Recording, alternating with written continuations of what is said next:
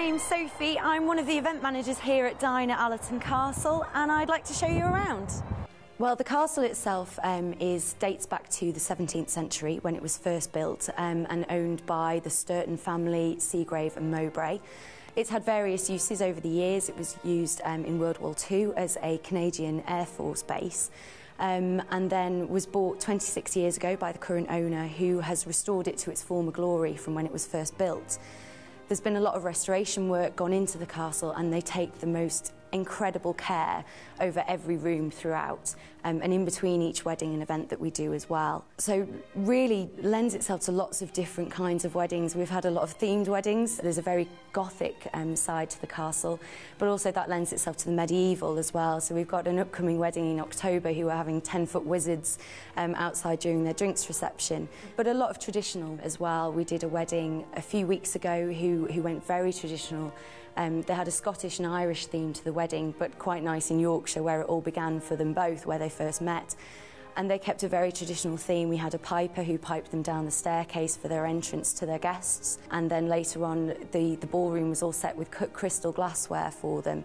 Looked absolutely stunning and really reflected in the light in the ballroom there as well. We do about 80 weddings a year here at the castle, and they really range from sort of slightly smaller weddings, between 60 and 80, up to 120, which is the biggest wedding that we can do. And really for a range of budgets, and there's just so many different things here at the castle, so many different rooms. You can go for a really intimate Christmas winter wedding with the Christmas tree all lit up and really beautiful colours throughout the castle, into the really summer weddings. We've got beautiful grounds out at the back, just absolutely stunning for a drinks reception in the summer, pins out on the terrace there, and then into the ballroom, which is just absolutely stunning as well. This is the ballroom, and this is where we hold the wedding breakfast for the meal. Absolutely stunning room, full of natural daylight in here. Huge big bay window in front of me, and then 2 windows to either side. So really keeps a light, bright feeling in here. So we're set up for the wedding that we've got tomorrow, for 80 guests tomorrow, traditionally with the long top table that we do in front of the fire so that the bride and groom get the beautiful views out of the bay window in front of us. So they've gone for quite a traditional menu tomorrow, starting off with a French onion soup for starter.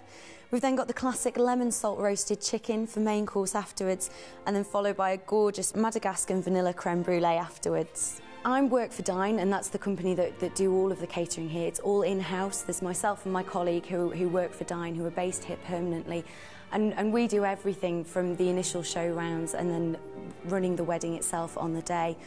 So 2 fantastic chefs also based here at the castle, and they're really fantastic with a wide variety, from the menus that are shown in the brochures to sort of traditional family favourites as well. We get a lot of people who sort of say, oh, we quite fancy sort of an afternoon tea style canapes for the wedding, to complement something like Pimm's out on the terrace in the summer, but then maybe want to come in and have sausage and mash for the main course.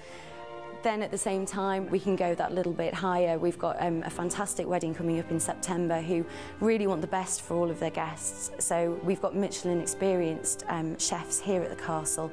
So they're really creating a menu for what they want. So this would be the bride's entrance for the ceremony. Absolutely fantastic. And if you can imagine, this is the first time that your guests get to stand up, turn around and see you walking down the stairs in your dress. Looks absolutely beautiful, and just nothing like it nearby either. Beautiful, beautiful room here for the ceremony.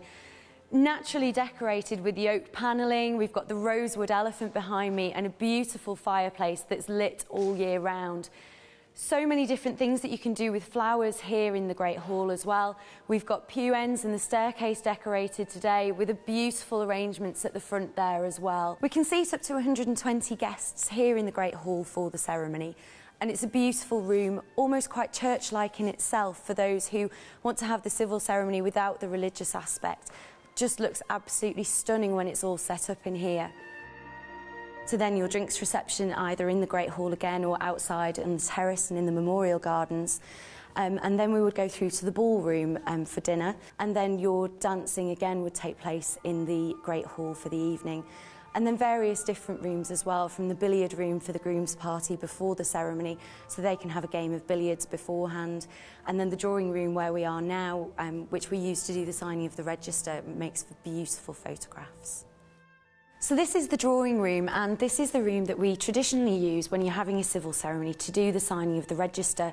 So once you'd said your vows in front of your guests, we would come through into here with your new husband, the parents, bridal party, and those who you wanted in here. We use the table in the centre here to do the signing of the register, and just makes for some absolutely beautiful photographs in here. And then again throughout your drinks reception later on, after the signing and after the ceremony, to come back in again for photographs and to show it off to people as well. From photographs in front of the fireplace to posing on the furniture, just looks absolutely stunning in here and really makes for those special photographs. We've got 3 bedrooms here at the castle. We've got a beautiful bridal suite full of gold leaf furniture, huge big wardrobes, an amazing bed, his and hers bathrooms in there as well, with beautiful views out over the lake in the background and over the grounds and terraces. This is the bridal suite. Fantastic for the bride to get ready in before the ceremony, with all the bridesmaids having a celebratory glass of champagne before the wedding. Beautiful photos again in here, reflections in the wardrobe as well. And for the night, a fabulous bed there in the background, absolutely gorgeous to spend your first night in together.